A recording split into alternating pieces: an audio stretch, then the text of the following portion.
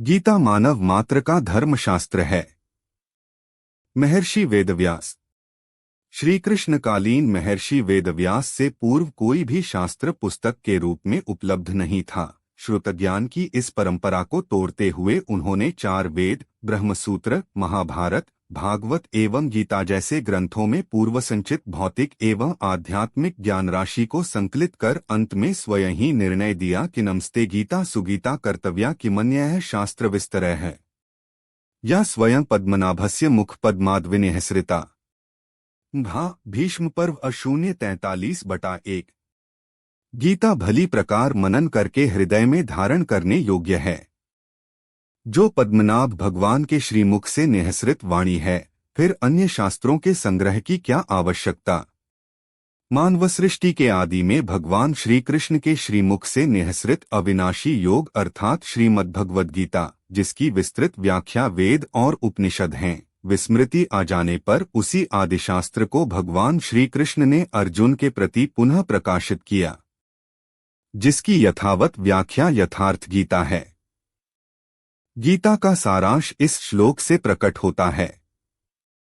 एकं शास्त्रं देवकी पुत्र गीतम, एको देवो देवकी पुत्र एव, एको मंत्रस्तस्य नामानि यानि, कर्माप्येकं तस्य देवस्य सेवा।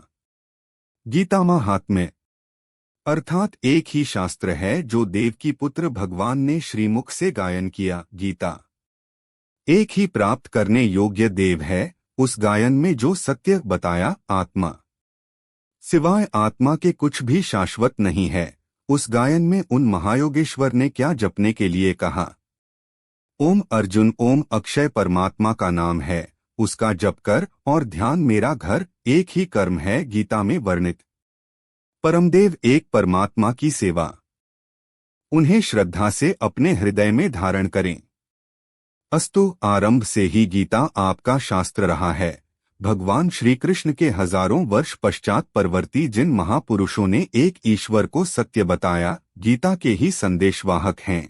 ईश्वर से ही लौकिक एवं पारलौकिक सुखों की कामना, ईश्वर 5 से डरना, अन्य किसी को ईश्वर न मानना, यहाँ तक तो सभी महापुरुषों ने बताया, किंतु ईश्वरीय साधना, ईश्वर तक की दूरी तय करना, यह केवल गीता में ही सांगोपांग क्रमबद्ध सुरक्षित है। गीता से सुख शांति तो मिलती ही है, यह अक्षय अनामय पद भी देती है।